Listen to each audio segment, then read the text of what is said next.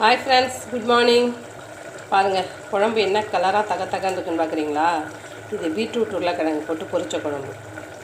வெங்காயம் தக்காளியும் நல்லா கட் பண்ணி வச்சுக்கோங்க. பீட்ரூட்டையும் நல்லா ஸ்கொயராக கட் பண்ணிக்கோங்க. உருளைக்கிழங்கையும் கட் பண்ணிக்கோங்க. எண்ணெய் ஊற்றி கடுகு போட்டு வெங்காயம் தக்காளி நல்லா வதக்கிட்டு பீட்ரூட் உருளைக்கிழங்கு எடுத்து போட்டு நல்லா வதக்கிட்டு மிளகாத்தூள் போட்டு நல்லா வதக்கி உப்பும் போட்டு வதக்கிட்டு தண்ணி ஊற்றி நல்லா கொதிக்க வச்சுருங்க.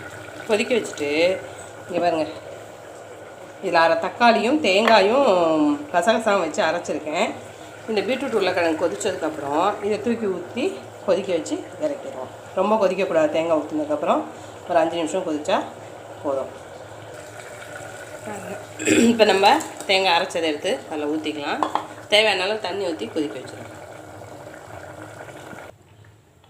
பாருங்கள், பீட்ரூட் உருளைக்கிழங்கு பொரிச்ச குழம்பு தயார். மல்லித்தழை போட்டு இறக்கிக்கலாம். பாருங்கள் ஃப்ரெண்ட்ஸ், ரெடி ஆகிடுச்சு.